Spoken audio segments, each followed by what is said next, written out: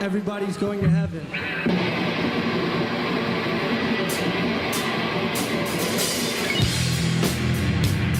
For a band, a sophomore album is a true test of what they are made of. After a successful first record, the second album can either be the catalyst that cements you as being there to stay, or it can be the devastating factor that proves the original non-believers to be correct. The term sophomore slump may come to mind. Citizen is a band that blurred these lines between a quote-unquote successful and non-successful second record. What is usually a clear distinction between a solid or failed attempt for a second album was not exactly clear, at the time anyways. After 2013's Youth and the widespread appeal that it had, the band was expected to come back with Youth 2. This would be the easy route. Pop-punk kids loved Youth because it captured exactly how those kids were feeling. It was a breakup album essentially, and was jam-packed full of angst, emotion, and well, sadness.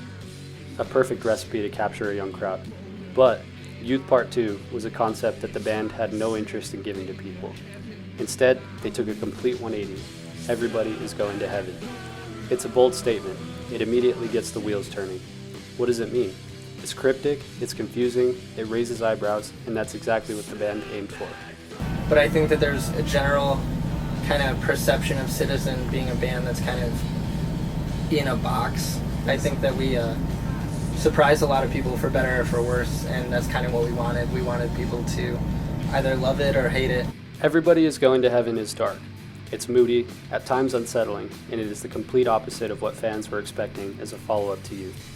Although Youth is a great album, still one of my favorites of all time, the band were very eager to not pigeonhole themselves into a specific style, a decision that would later become evident throughout the rest of Citizen's ongoing career.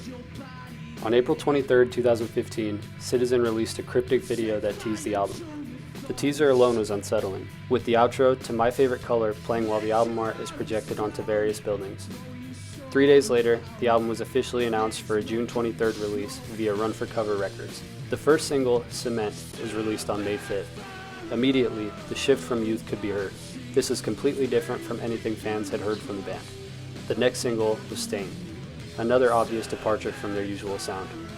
On June 23rd, 2015, Everybody is Going to Heaven was given to the world. In 2 days, we put out a new record called Everybody's Going to Heaven. Those last two songs were off of it. Lyrical content on the album was not as direct as the last. For the most part, the lyrics on the album are pretty cryptic and at times abstract. A decision that I think was intentional, not only for the sake of keeping the theme of the album, but also because singer Matt Caracas has said before that he doesn't really like talking about the meanings of songs. He prefers the listener to interpret their own meanings. Having less direct lyrics would mean that listeners would have to interpret their own thoughts about the meaning. Musically, there are multiple interludes and callbacks to other songs on the album. One song may lead into another, with a short reworked section that is reminiscent of a song that has already passed. One of my favorite details of the album, and a big part of why I believe that it feels so cohesive. It is also packed full of noise and feedback. The album opens with Cement. It hits hard, it's straight to the point, and it was a staple in their live sets at the time. It leads into Dive Into My Sun, a song that was probably the most different piece of music that Citizen fans had heard from them up to that point. After that comes Numb Yourself, one that was more accessible to fans at the time.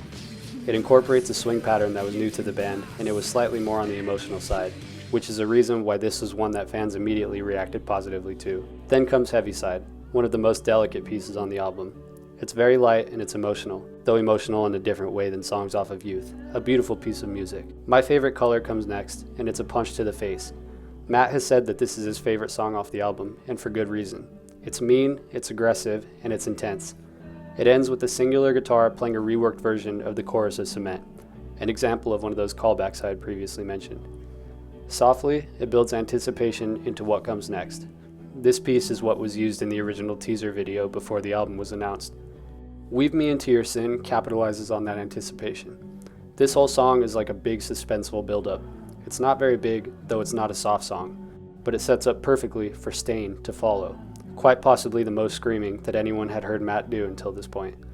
Stain into 10 is where the album has a very aggressive moment, but then strips down into the moody Yellow Love, a song that shares similar characteristics with Heavyside.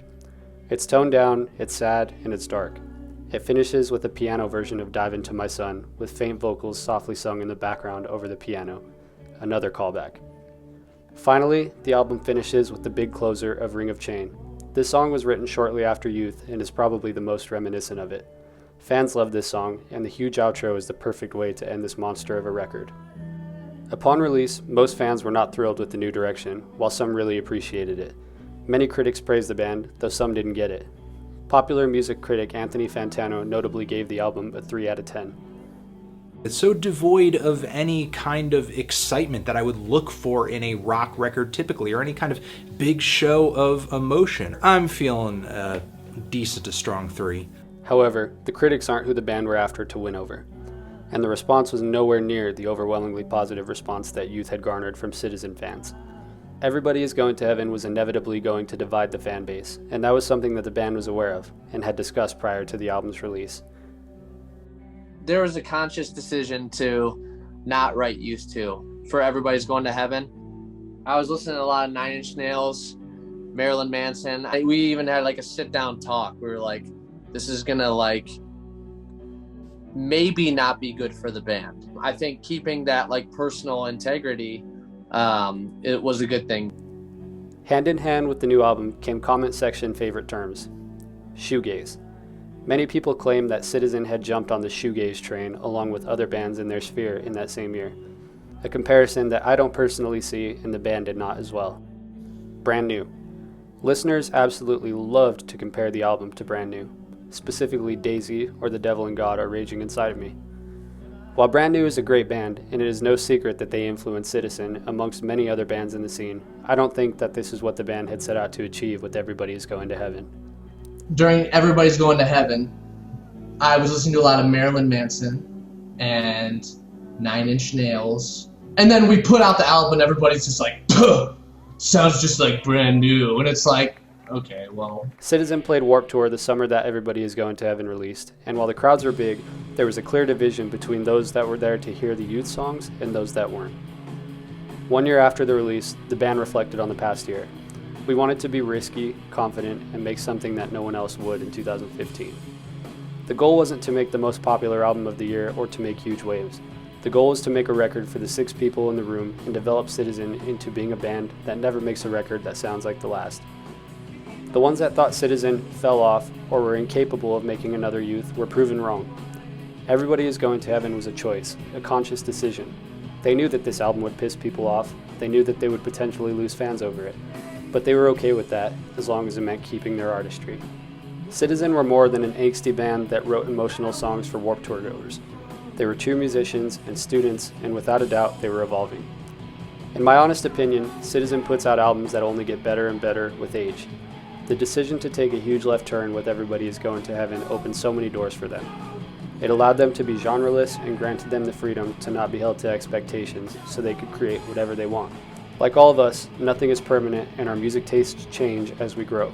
Singer Matt Karakis has often said that every Citizen album is just a snapshot of their lives at a specific moment, and a product of whatever type of music they are listening to at that time. Their albums that would follow would prove this to be true.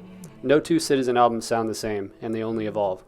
This is especially evident on future releases like Life in Your Glass World and Calling the Dogs, where you get dance elements, you get electronic elements, indie, and everything in between, while still remaining true to the signature Citizen sound. So how has the album aged? It has been a decade since the album's released, and since then, it has only grown in popularity. A popular narrative amongst listeners is that most of them hated it at first, and are admittedly fans of the album years later, having finally understood what Citizen was trying to achieve with the album. Everybody Is Going to Heaven was different, and allowed them to be free of a definitive genre for the longevity of their career. Nowadays, it isn't uncommon to hear someone say that Everybody Is Going to Heaven is their favorite Citizen album. Hey, it's cool to like that album now. 10 years after its release, the band opted to celebrate the album's anniversary with a one-off show in Detroit where they played the album in full.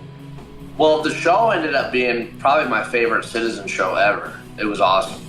It was funny because when the show was coming up, I was telling my close friends and my family, I was like, you don't have to come to this show. People don't like this album and the show's gonna suck. That's like literally that's what I thought. It ended up being so awesome, I couldn't even believe it. Maybe it has aged well, I don't really know. I guess though, that's a testament to it, maybe.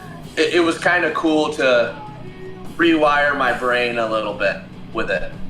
Additionally, a deluxe version of the album was released with a bonus track titled Nail in Your Hand, a reworked version of Heaviside, and 7 original demos.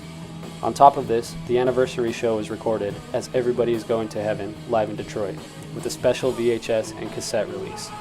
To me, Everybody Is Going to Heaven is a story of taking risks and trusting your gut. Regardless of what others may think or what others expect from you, trusting yourself and making a decision because you feel it's worth it may just pay off down the road and be beneficial to you. I believe that if Citizen had made Youth Part 2, they may not be around today, and they are going stronger than ever, which can be attributed to their risky decision to release this album. If you haven't heard this album, I definitely recommend checking it out.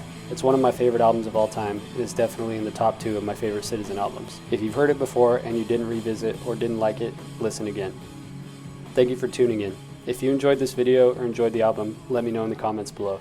Please like, subscribe, and let me know your thoughts. More interviews on the way.